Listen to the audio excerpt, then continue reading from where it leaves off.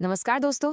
HSSC exams की तैयारी में हरियाणा की लेक्स एक बहुत इंपॉर्टेंट टॉपिक है। आज इस 5 मिनट एक्सप्लेनर में हम इन सभी लेक्स को ऐसे समझेंगे कि आप कभी नहीं भूलेंगे। चलिए शुरू करते हैं एक इंटरेस्टिंग सवाल से। क्या आप जानते हैं हरियाणा की किस झील को एक मुगल दरबारी ने लघु सागर या मिनिएचर सी कहा था? इसका जवाब अगले स्लाइड में है। Okay, let's dive into this. सबसे पहले चलिए बात करते हैं उन झीलों की जिनका जिक्र हमारे पुराणों और महाभारता जैसे ग्रंथों में मिलता है। तो उस सवाल का जवाब है ब्रह्म सरोवर, जो कुरुक्षेत्र में है। अब सबसे इंटरेस्टिंग बात यहाँ पर क्या है, वो है अबुल फजल का कमेंट, जिन्होंने इसे मिनिएचर सी कहा था। ये एचएसएससी एग्जाम्स का एक फेवरेट क्वेश्चन है, तो इसे ज़रूर नोट कर लीजिए। ऐसा माना जाता है कि भगवान ब्रह्मा ने अपना पहला यज्ञ यहीं किया था। जैसा कि आप देख सकते हैं, यहाँ पर फेमस इंटरनेशनल गीता महोत्सव भी होता है और ये एशिया का सबसे बड़ा मैन मेड टैंक भी है। लेकिन इसके पीछे की कहानी तो और भी शानदार है। वामन पुराणा के अनुसार ऐसी कथा है कि राजा कुरु ने इस धरती को धर्म क्षेत्र बनाने के लिए चुना था। उन्होंने सोने के हल से यहाँ की जमीन जोती और 8 गुणों के बीज बोए। इससे प्रभावित होकर भगवान विष्णु ने उन्हें वरदान दिया कि जो कोई भी यहाँ सूर्य ग्रहण के दौरान स्नान करेगा उसे मोक्ष प्राप्त होगा। चलिए अब चलते हैं हमारी अगली ऐतिहासिक झील की तरफ, करनाल लेक। इसका लोकेशन बहुत इंपॉर्टेंट है, NH44 करनाल में। और इससे जुड़ी दानवीर कन्ना की कहानी, जहां उन्होंने अपने कवच और कुंडल दान किए थे, इसे एचएसएससी एग्जाम्स के लिए एक बहुत ही जरूरी टॉपिक बना देती है। करनाल शहर का नाम भी इसी झील यानी करना ताल के नाम पर रखा गया है। आज यहाँ हरियाणा टूरिज्म का ओएसिस रिजॉर्ट भी है। अब हम बात करते हैं उन जगहों की जो बर्ड वॉचर्स के लिए स्वर्ग जैसी हैं। ये हैं हरियाणा के इकोलॉजिकल हॉटस्पॉट्स, जहां हर साल हजारों मील दूर से मेहमान पक्षी आते हैं। सुल्तानपुर लेक, गुरुग्राम। एक बात याद रखिए, ये सिर्फ एक झील नहीं है, ये एक नेशनल पार्क है जिसे 1989 में डिक्लेयर किया गया था। इसका क्रेडिट जाता है famous bird man of India doctor Salim Ali को। और यहाँ का जो स्टार विजिटर है वो है माइग्रेटरी साइबेरियन क्रेन। और देखिए, ये स्लाइड एक बहुत ज़रूरी डिफरेंस बताती है।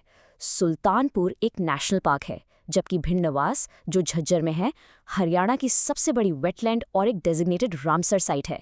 जिनको नहीं पता, रामसर साइट एक ऐसी वेटलैंड होती है जिसे इंटरनेशनल इंपॉर्टेंस दी जाती है।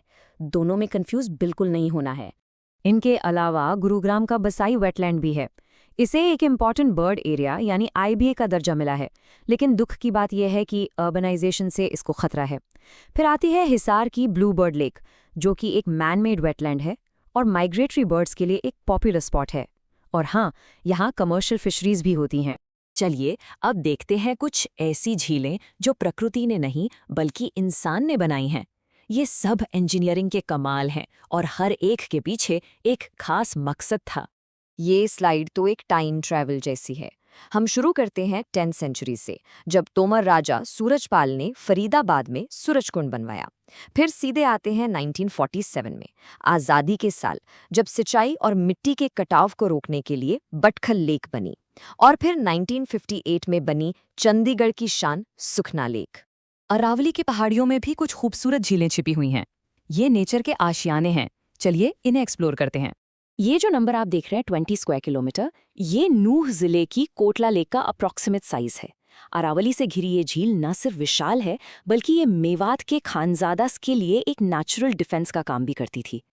और हाँ, ये पॉइंट तो ज़रूर नोट कर लीजिए। अगर एचएसएससी एग्जाम में पूछा जाए कि हरियाणा की सबसे बड़ी नेचुरल लेक कौन सी है, तो जवाब है दमदमा लेक, जो गुरुग्राम के सोन्हा के पास है। और अब फटाफट देखते हैं कुछ और इम्पॉर्टेंट लेक्स। ये एक रैपिड रिवीजन राउंड है, तो बिल्कुल ध्यान से सुनिएगा। रोहतक में है तिलियार लेक, जिसके कॉम्प्लेक्स के अंदर ही रोहतक जू भी है। ये इसकी खास बात है। सिरसा में घग्गर हकरा नदी पर ऑटो बैराज से बनती है ऑटो लेक, जिसे धनुर लेक भी कहते हैं। और फतेहाबाद में है ऐतिहासिक चिली लेक, जिसका अभी रीजुविनेशन चल रहा है। वापस कुरुक्षेत्र चलते हैं। ब्रह्म सरोवर के अलावा यहाँ सन्निहित सरोवर भी है। ऐसा माना जाता है कि यहाँ 7 पवित्र सरस्वती नदियों का संगम होता है। और इसी एरिया में बीबीपुर लेक भी है, जो लोकल इकोलॉजी के लिए काफी इंपॉर्टेंट है।